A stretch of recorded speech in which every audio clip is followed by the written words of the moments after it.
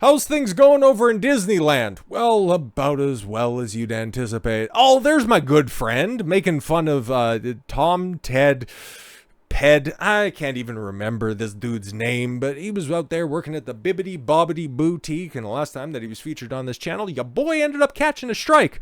Hopefully that's not the case this time around, but you know what? Hey man, I made reference to his chosen type of transportation, but this time I'm sure the broom is fine. It's actually in the picture right there. You might be able to see the handle. Oopsie daisy, it is completely and totally concealed.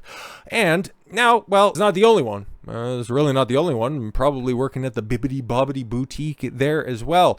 It's just, you know what? Hey, man, he's a really good lawyer. I just didn't realize that Robert Barnes really needed, the extra part-time job. I joke. I love Barnes. He's super smart on this type of stuff. But yeah, no, that's your average day at Disney World. Like, you take a look at the stocks right now. Holy man, they are going through the floor and continuing to drill for mud. No offense, gentlemen. Like, they're hitting some tough times. Like, they got taking a look at what else they can do throughout the rest of the year, because now they're going through with Labor Day coming up. They might have a really good weekend, but that's not really going to compensate for the fact that they're getting out of their busiest part of the year and then now going into the slump. Tourism with, school coming back into session and things just not working out well for them. Quarter 3 is going to be a drag. Quarter 4, not all that much better. And that's just in regards to the theme parks themselves. It's been an abysmal 2023 for them. Can't say they didn't do it to themselves. It looks like our flamboyant, charismatic greeters, just ill-suited for purpose at these places, just didn't really attract the same amount of attention as they thought it might. That's all right. Just the theme parks is the biggest portion of the financial pie for Disney. They can get over it. Don't worry about it. That'll totally be fine. They have their booming movies to just go ahead and ferry that ship to shore and make sure that they turn a profit. Oh God, everything that they released this year either barely broke even if you're doing some creative math, or they were outright disasters. What?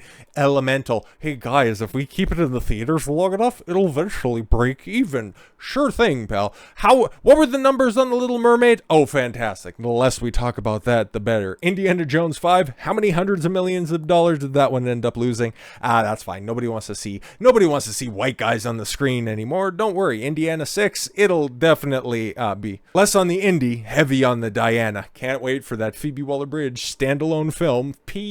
Fucking you. What about Marvel's contributions this year? Oh, Ant-Man? Ooh, that one? Ooh, yeah, less said about that one, the better. Guardians of the Galaxy, that made over $800 million. That's good. Even though that was, the crescendo of a story that has been well received, and the first two were highly regarded, if not the best, among the best films in the MCU, and definitely would have broken $1 billion if it hadn't been preceded by a deluge of refuse. But it still made $800 million. And hey, Marvel still has another release at the end of the year. The Marvels. This is a sequel to a film that made $1 billion. But I say the Marvels, you say who? Exactly. So don't worry. Marvel will pick up the slack that Lucasfilm has just dropped for everybody. I'm sure you're paying attention to that Ahsoka series that's out right now. Everybody's not watching it. But Disney, hey, Disney, don't worry. It can go ahead and weather the storm that is 2023, because in 2024, they have an assured blockbuster. Well, don't know how well it's going to do at the box office. In fact, you can probably place all of your predictions right now, and they will be more or less correct. But it's definitely, if they're just looking at alternative metrics, it's going to drive engagement like nothing else that they've seen in a very, very, very long time. And you know what I'm talking about right here. We went from two princesses right to another one. We have Rachel Zegler out here. She has been oh so quiet while all of the stuff has been going on, but she made, don't really know if this is a direct statement or not, but as somebody who is as plugged into social media as she is, and you know what, whenever I take a step back, because I'm just going to go ahead and level with you guys, me just hopping into this whole social media gimmick sphere, I was super worried. Not for the fact that I didn't think that I was talented enough, or I didn't think that I would resonate with an audience, where, take a look at the subscriber numbers for somebody who came in who had absolutely zero social media presence beforehand. think I've done pretty well for myself and seem to have amassed a little bit of an audience, some very good supporters, and I appreciate every single one of you. I was just worried about, eventually turning into some person that's just perpetually online, just stuck in a certain niche and then just ending up in a disastrous life like a Boogie 2988, Dark Side Phil, like all of those people that have been on the internet for so long that they are just, lolcows, just disheveled individuals that are just a shell of their former self. I didn't want to do that. I just wanted to, oh God, am I making the right decision by doing this? And then I realized I'm not them. I'm really not them. I've got a well-rounded life. I've got a family that loves me. I've got a thriving social community. It is totally fine, man. And you know what? I can laugh at myself. I don't take myself too seriously. For as much as I love the content that I put out there, I take it very, very seriously at the time. I try to report on the knowledge for which is in front of me, tell you in the most truthful and honest interpretation of the facts that I see in front of me, and then just, not ingest, rather. That'd be a little bit awkward, and given the fact that the monitor is right there and it's a little large, to have to cut it up into little pieces, and it would be over a series of days. But no, just inject. That's the word I was looking for. A bit of humor in order to make it a little bit more palatable. With the degradation in society at large, we need to laugh a little every once in a while. And that's something that apparently Rachel Zegler just cannot do. For I'm not really one for self-degradation, mostly because it's just kind of a sucker's plea in order to elicit some sort of a response. You should, take yourself reasonably seriously, but then also understand that there are some faults that are out there. Rachel Zegler, though, at 22, probably has never heard a no in her life. Up until all this controversy around Snow White really kicked off, is just the perfect example of the modern woman. And given her outlandish reactions from the different interviews that are down there, her flippant responses on the picket line just lets you know that, sometimes fame, sometimes all of these opportunities that are foisted upon people, they just aren't suited for that type of stuff. And I think we're figuring that out in real time. So yeah, the No Tears Left to Cry sweatshirt that she was wearing, maybe it's totally and completely unrelated, but given the fact that she likes to chime in on everything without directly addressing it, just in some sort of a passive-aggressive way. She did it with Gina Carano. She did it with Jeremy Renner. Not actually or anything like that. Renner has higher standards, but no,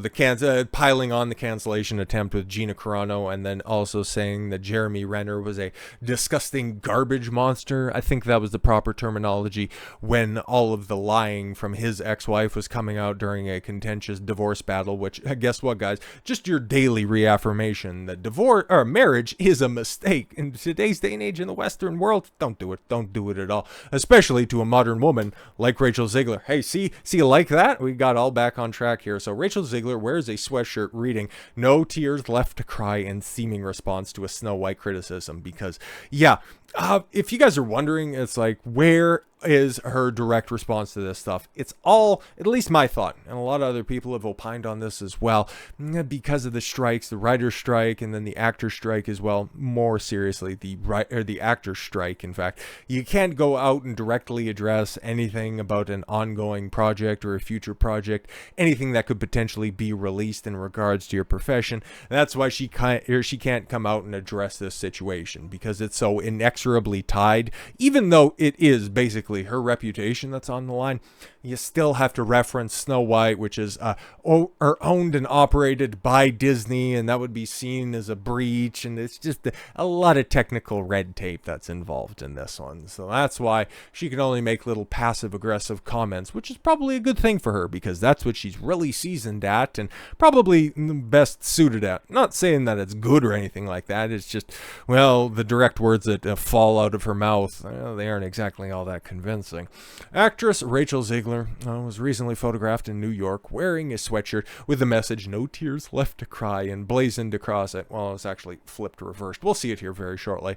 In a seeming response to the criticism she's faced over her comments about Snow White and Gal Gadot, because requisite Gal Gadot impersonation, because the prince doesn't get to save her this time around. Kal-El, no! She's terrible. Thank God you're attractive. Ex-user John Ford. No, the platform. He still uses the platform. shared the image on social media platform when he speculated she can't make any statements due to the SAG-AFTRA strike. However, she wanted to send a message for the backlash over her Snow White comments. Her shirt says, "No tears left to cry." See, you can kind of see it right there. See if we can, it's not really going to go ahead and get any larger than that, but you can see it. Yeah, you can kind of see it. See, it's right there. It's just underneath, and she's wearing...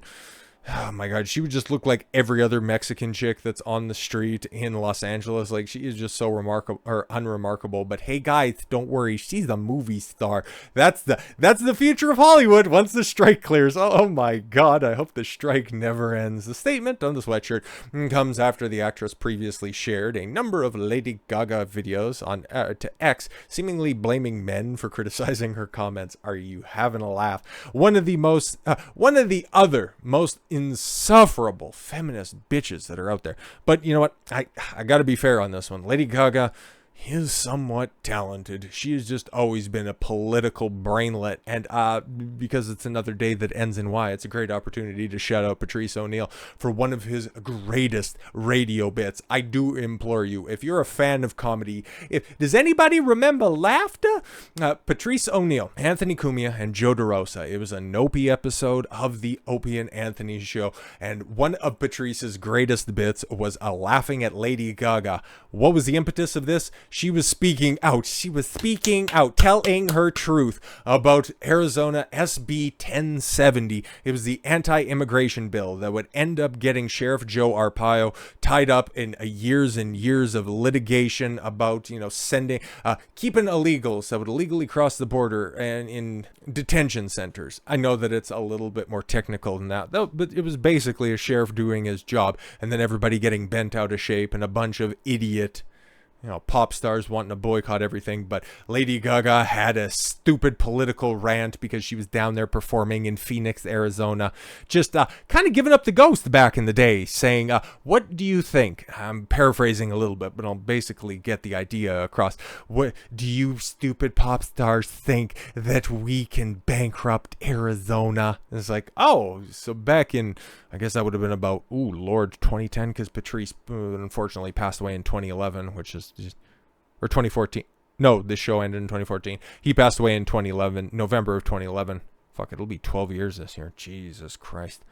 The world is worse off for having it. So if Zegler had grown up on Lady Gaga dribble, well, yeah. This goes to show you that as somebody that idiotic has been so dedicated to the cause is now influencing the next generation. What type of watered down nonsense are we going to be getting out of these kids? The first video, Gaga walks into a bathroom and screams, "Fuck God, fucking men." Well, that just sounds like somebody makes poor romantic decisions. You could also do that by reposting Nina Agdal videos, which would be far more hilarious. In the second, Lady Gaga states, "I just feel like, March, my threshold for like bullshit with men is, it's just, I don't have one anymore." Cool, that's who you're looking up to as a role model, or at least somebody who can go ahead and voice the word, say what needs to be said. You're holding up somebody who's gonna die an old spinster like Madonna. Good stuff there. You're definitely setting yourself up for success. You can see a screenshot. Yeah. Frankly, I don't really care about that. But unlike Zegler, like Zegler, I can go ahead and, I'll just go ahead and crop this appropriately. At least Lady Gaga doesn't have a terrible body. Zegler has been routinely criticized on social media, validly, YouTube, and here into bounding into comics. I think I've used a few of their articles in regards to this stuff, so shout out to them for her comments about the upcoming Snow White film, specifically drawing criticism for describing the original Snow White and the Seven Dwarfs animated film as dated, disparaging the prince as a stalker, and taking issues with the film's love story. Yeah, because the new one, because I'm going to be Snow White. See, look at, I can wear a white dress. It's fantastic, and I did it for 18 hours and I deserve to get paid. Shut up, Rachel. Nobody cares. But no, you hate everything about the original. You're going to be reprising the role from the film that originally made Disney what it is today. You know what? It's even more perfect with all of the context of what's going on at the theme parks. Yeah, it really does seem perfect now, doesn't it? So best of luck, Rachel. You go out and you continue to be passive aggressive on social media. Us evil men that are out there, well, we'll just, have a laugh at your expense because, well, you're not witty enough to make anybody laugh or elicit emotion other than just detestation at this point in time. So you continue being you, we'll continue being us. So with all that said, thank you all very much for the gift of your time. I've been Don Consuelo. I want you to follow your gut and get after it. Take care, everyone.